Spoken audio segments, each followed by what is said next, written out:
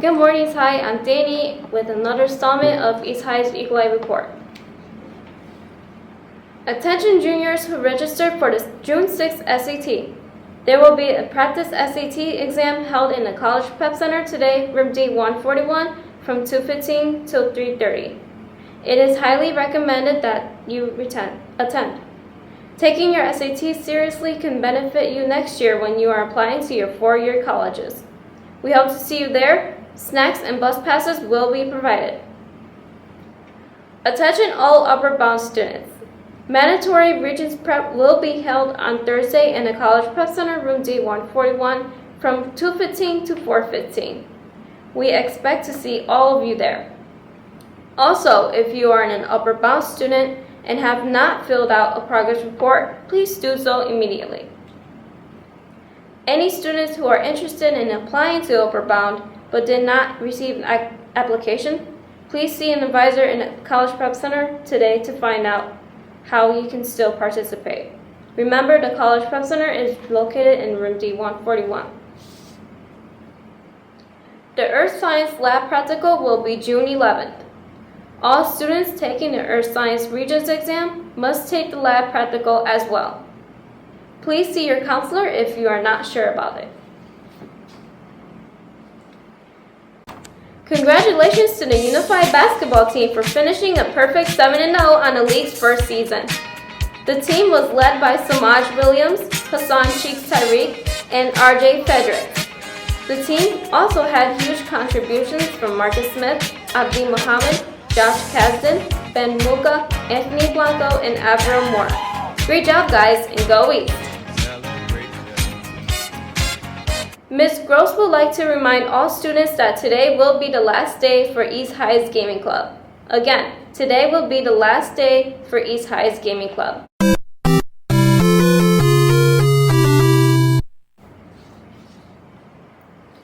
Attention seniors! Are you looking for a job or a new job that better aligns with your career goals? Then you need to attend the Bright Futures Job and Career Fair on June 9th from 2 p.m. to 5 p.m. at the Blue Cross Arena. Employers include Wegmans, Sutherland Global Services, Concentrix, and more. You will need to register online and bring your resume. And most importantly, you will need to dress for success. Please see Ms. Burnell for more information. We have now entered into our mini spring concert series.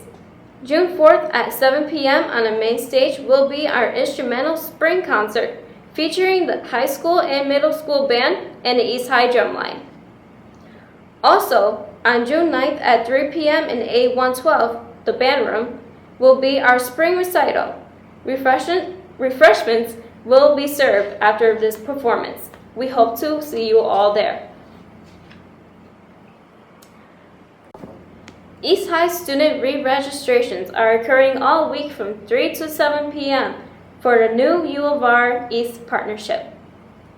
Students, talk with your parents and be sure to attend at a time that best suits you. Also on this topic, last week I had the pleasure to sit down with Dr. Nels and ask him a few of your questions. Roll the clip, Austin! I'm about to ask you several questions. Okay. So the first is, what is family time? Family time is an opportunity for adults and kids to get together and talk about things that are happening in school, out in the community. Ideally, you would have about 10 to 12 students with one adult. And it's an opportunity for just to talk about things that are happening. So if there's things that are troubling the student, they can help find a counselor for them.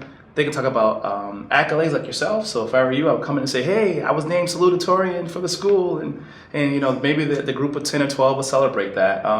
But just an opportunity for every student to have at least one adult in the building that they feel safe to share things that are great in their lives and also things that may impact them for being a successful student.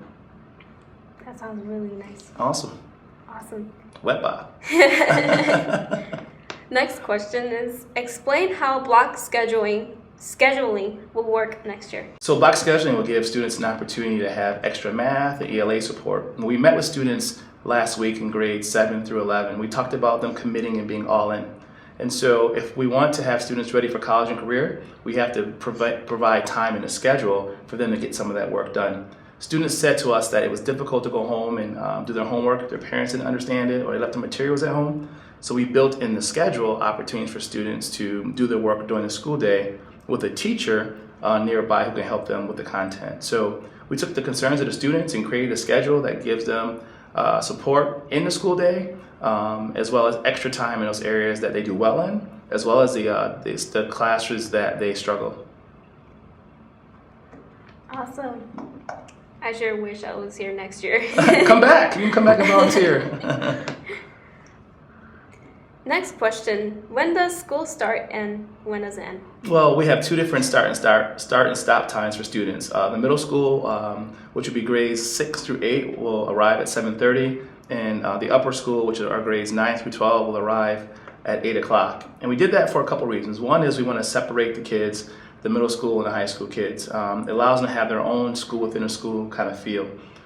It also allows us to flex our schedule. So there might be times where high school students who are coming in at 8 will need extra support. Maybe they can come in at 7:30, and we have teachers that'll be here for them to help them. Or for the middle school kids who may need extra help, we'll have some time after school when the high school is still in session. So we just took the schedule, made it a little bit longer for students and staff.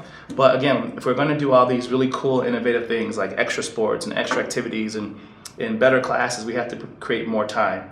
So we had to stagger the start and end time of the school day to accommodate what students are asking for. That's more opportunities to have fun in school and to learn as much as they possibly can before they graduate. Next question. What new electives and new opportunities will students see next year? Well, I would say for next year you'll see more advanced placement courses.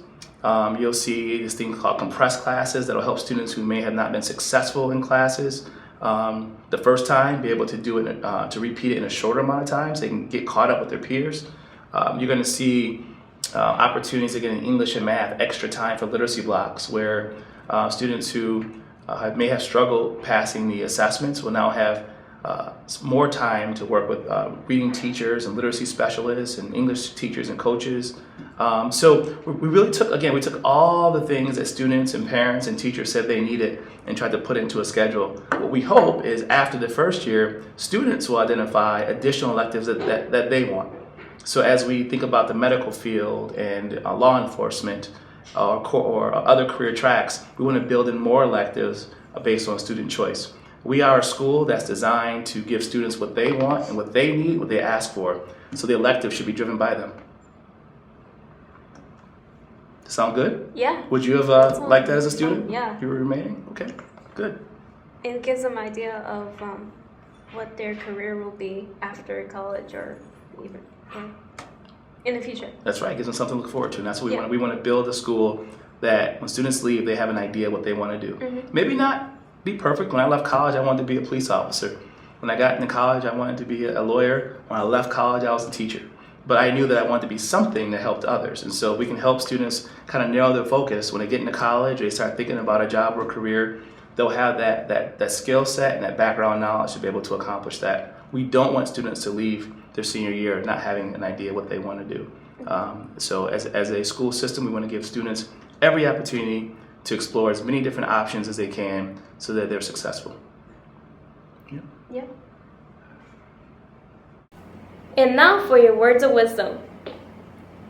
Did you know that human beings are the only creatures on the earth that can laugh? It makes me wonder if laughter has some special purpose. Let's think about that. Laughter does, after all, help relieve some of the stress of life. It feels good to enjoy a good laugh. It's a good release. And have you ever noticed that when we share laughter with others, it brings you closer together? Some people even think that laughter heals. What do you think? Now listen to these words from French writer Sebastian Chamfort. The most utterly lost of all days is the one in which you have not once laughed. Today, let's make it a great day with a little laughter or not. We have the power to change the world, East High. Now let's get to work.